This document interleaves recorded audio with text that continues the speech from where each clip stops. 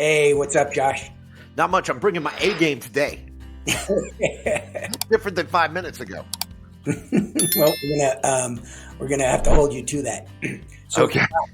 Today, this is for our Marketing Academy students, right? So it is going to be our Marketing Academy section where we help people learn different marketing concepts and tactics. And so today, we're going to be talking about podcast marketing, right? So the first thing is, well, why is it? Podcast marketing is crucial for reaching out and growing your audience. And this episode is perfect for those who dream of making an impact, but you don't know where to begin, or maybe you feel a bit shy. Josh and I are going to highlight 10 tips with some relatable success stories. Whether you're a podcast newbie or a seasoned pro looking for new ways to expand your audience, this episode is a must listen. So in 3, 1, let's start. Josh, kick us off. A game. First off, I want to start. What do you need to podcast? Well, you need some kind of tools, right? You need to record yourself. So you could start with hey, when I started my Josh Levine Speaks one a couple of years ago during COVID, I literally used my phone. That's what I had. That was the tools I had. And then I learned, hey, maybe I need a better mic. Sound is very important, obviously, for a podcast. So I got a new microphone. And, there's things that you need. Just an example is 99% Invisible uses Adobe Audition for editing and Libsyn for hosting. There's a million, and we have those on WiseBytes. Go check out all the different options. We point out all the reviews on all these things. Just go check them out. But there are a million different tools. Like right now, we're using Zencaster to record the video podcast. So you got to take that. So first off, how am I going to record? What's the second thing you should do, Dean? All right. So the second thing, which you and I come across, is, should I do a video podcast? And so what's the pros of doing that? So really, Josh, I don't see any downside, because you and I do video podcasting, but we still take the podcasts and we put them on podcast platforms that are only audio. But the power of video is that you can expand and dual purpose your content, put it on YouTube, right? Make it a YouTube channel, and you have video podcasts. And so one of the examples that we have is the Joe Rogan Show, which I am not a fan of, but it's so popular. Just imagine listening to that without watching it, right? They don't have any special effects or whatever, but it would be such a different experience. So my suggestion would be to everybody, video, podcast, everything, and then you could dual purpose them. Yeah, that would be mine too. As a matter of fact, I struggled with this in the very beginning, and just to let you know with how important content is for SEO, having this, we're going to tell you to incorporate video. I'm going to push you to do it, because video becomes shorts, becomes snippets. You can repurpose. You can take stills. You take your audio. You can now get your blog post directly from your audio. So I mean, do both. Just do it. You'll be happy you did, even if it's just you, again, with your phone recording your podcast. That's a good point, Josh. You know what? Don't be put off. Just grab your phone right now. The worst case is you're going to get better and better. So use your phone, get started, and then get equipment. Yeah, tomorrow. Like we're mediocre at best right now, but you watch 3 years from now, we're going to be amazing. But you know what? You've started years ago, and I've watched. Don't tell people that. I want to come off like I have no idea what I'm doing. And you are very good, and you've gotten better. So it's get the video, get your phone, and just get started. Yeah. So number 3 is, and this is one of the most important ones, but one of the things I've learned. Okay, selecting a topic. Okay, a topic for your podcast. Now, if you are whatever your business is, there's something interesting that you can podcast about. And I've learned, run these as series and try it. Try it. There's no right. You might do a topic and you think no one cares and 4 people listen to it, but it's now out there like a library. It's a library book. You never know. Somebody told me this about the video podcast. You never know when somebody's going to pull your book off the library shelf, the video off the library shelf, or your podcast. You never know when someone's going to come to your podcast and pick it up. And then again, it's out there working for you at all times. And so, Josh, what I'd like you to do, because you're so good at this, is tell everybody, like picking a podcast topic about niching down. Yeah. Oh my gosh. When I did it at first, I was just trying, first I was like, oh, I'm going to try to do something that goes viral. And I was like, stupid things, it was like the 13 random facts of useless information. And then I was like, oh, the top 10 things that have ever sold at auction. But I kept niching down to like, oh, and okay, what about if I just talk about art? Let's see if that works. Oh, what if I just talk about, toys? What if I just, and then you find your voice, you find what people. And record players. And what ended up being my most popular thing were records and record players, which were just, and guitars and musical equipment, something I used to sell 20 some years ago. Ended up being the subject that got the most views. It wasn't my first choice, but that's what, hey, the audience dictates. So what do you got, Dean? All right, so you picked your topic, right? You niched down. Yeah. What can you do to make yourself stand out from everybody else? And so there's things that you could do. You probably don't think you could do it, but you know what? You might have a style that is unique and it makes you stand out. And one of the examples is the Ed Mylett Show. So he has a unique interview style. And so I don't even know how to explain it. And so it attracts people to it because it's unique, it's different, it stands out. I don't want to steal one of your examples, but I think, the New York Times has the Daily Wire. And so you take the New York Times, which is comprehensive and, overarching, and it covers, everything. And they have the Daily Wire. Is that what it's called? Yeah, the Daily Wire. And they have a really unique way of summarizing and bullet pointing and getting it out. And so that's one of the reasons that's so important. All right, so Josh, so we've niched down, we've created a unique style. Who are we talking to? Now you need to build your audience. Now, it's funny, I'm going to tell people this. Do not judge yourself in your first 90 days, 180 days. You do not know when this is going to take off, but what you need to do to build your audience is you need to share this information. You have friends on social media, share it. You have an email list, email it to people. Check out my podcast. You need to be a megaphone and you need to overshare it. I think people probably unfriended me on Facebook in droves because of how annoying I was in the launch. Because I was like, if I'm going to do it, you got to be all in. So I unfriended you, Josh, back then. And then what I did, it was so bad, I friended you again just so I could unfriend you again.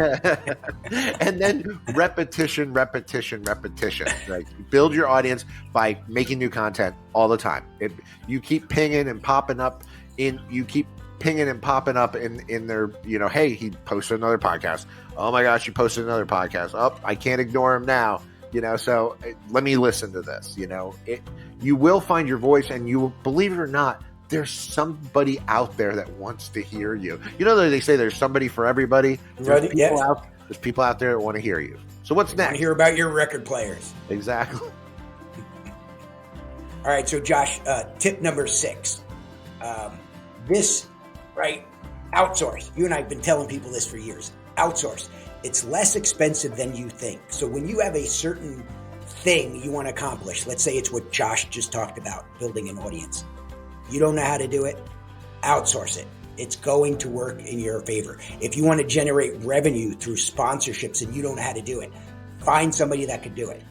If you want to edit it and you want some special effects and you don't have the time or the skill set or the hardware to do it, outsource. This is number 7, and it's podcast marketing growth data. There is wealth in your data.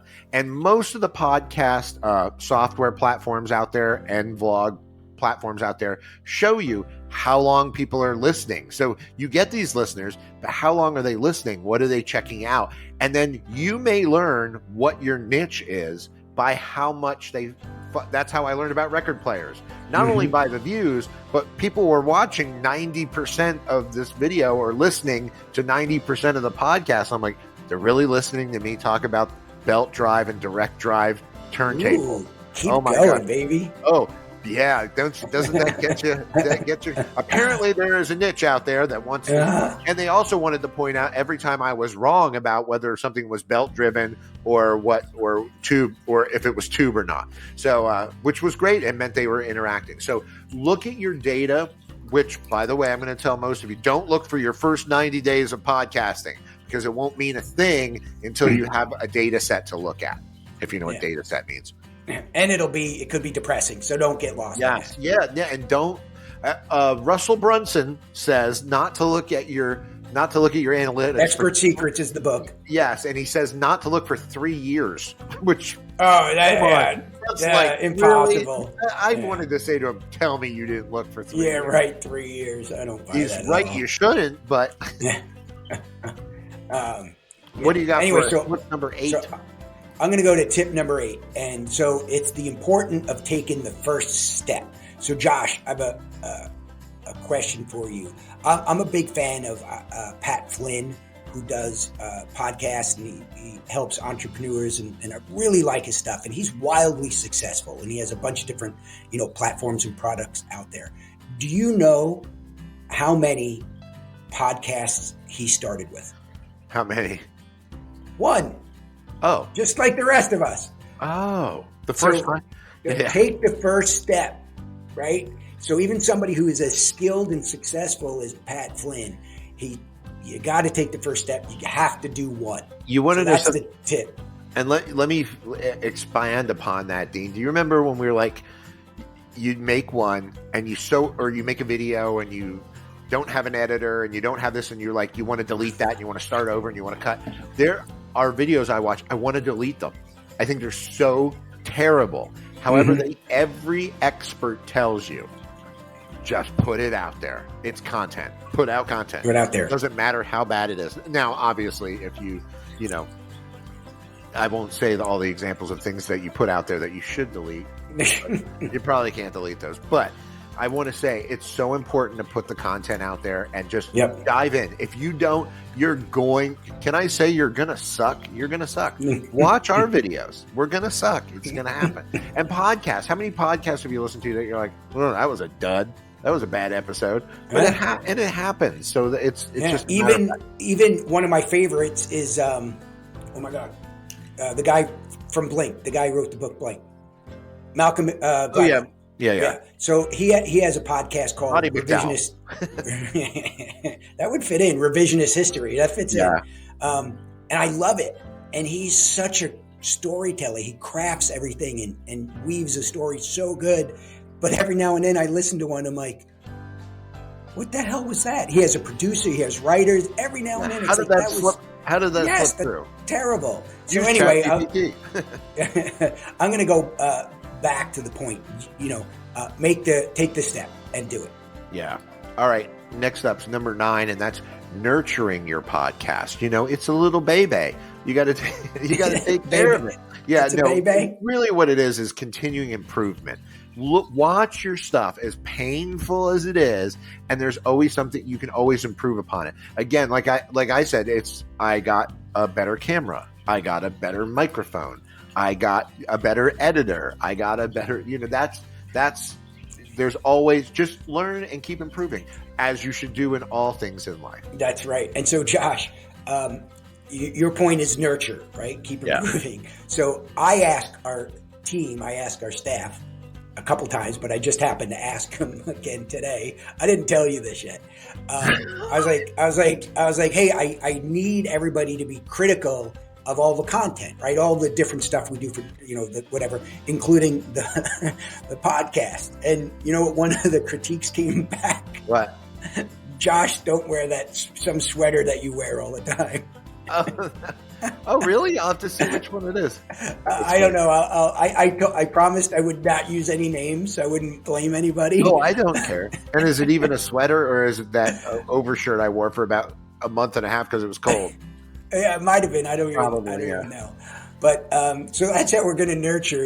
I was going to say something to you if you had it on today, but you didn't. So we're going to improve by pleasing Josh's clothes. Yeah, maybe beard trim or something. Oh, remind me to tell you a great story about that I use this stuff. It's not just for men. Wait a minute. Are you going to tell us? Yeah, I'm going to tell you. You're just wasting everybody's time, and I'm going to. You don't want to hear about my funny hair coloring incident? Okay. Anyway.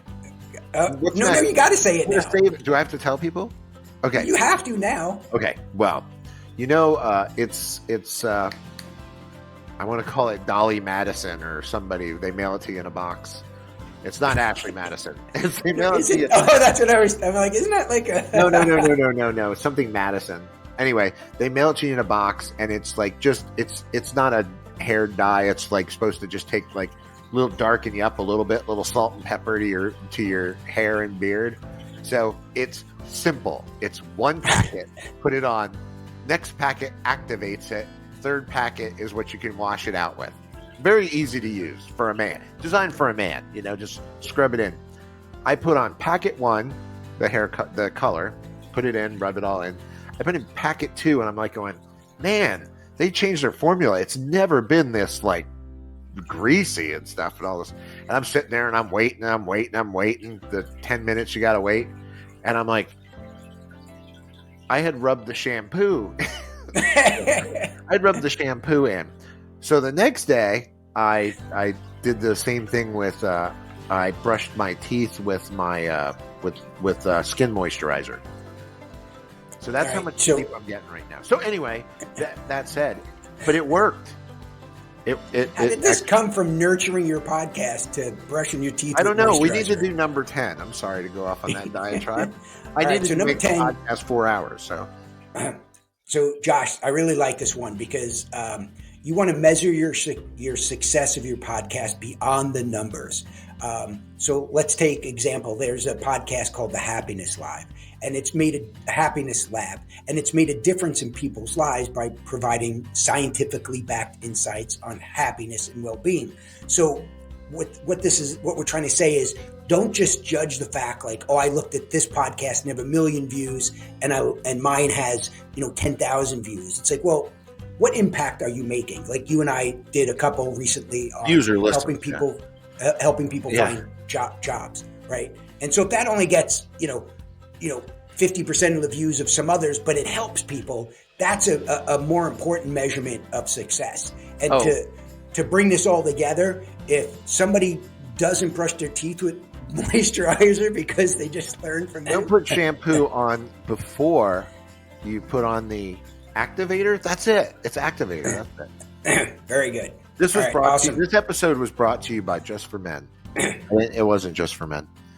What do you call that? Dolly Madison? Is that the name of the product? I'm going to have to go get it. Maybe they'll pay an endorsement for telling that it even worked if you put the shampoo on as the activator. Figure that out. All right. You said it. I'm thinking of I haven't used it in a while. You can't tell. Looks good, though. You got the salt and pepper. Mine's got a little more salt. Yeah. I do. Oh, yeah. Thanks for just saying it. Yeah, you do, man. Oh, yeah. John, you have a Jon Stewart thing going on right now. Yeah. Well, not as funny or witty, but, We can be. We can. Yeah. We just need better writers. If we nurture. Yeah, we need better writers. Yeah, no, our writers are terrible. All right. Well, thanks, Josh. I appreciate it. And I really appreciate you not wearing the sweater that everybody hates. It's not a sweater? I don't know. That's the term that they call it a sweater. These people who shall remain nameless, referred to. People, so it's multiple ganging up. The things they text about, I'm sure.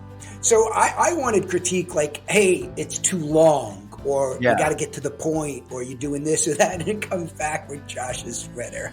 Oh, you don't have to. Your conscience does that for you. So your conscience goes, these are too long. We need to get to the point. And yeah, we got to the point because now we're doing tip number 7, tip number 8. Yeah. That way they can cut these out and make a TikTok really quick. And Josh said that. And Dean said this. And Josh. Yeah. All right. Awesome. Thanks, Josh. Thanks, everybody. We'll see you later. Bye. I'm going to go find that sweater.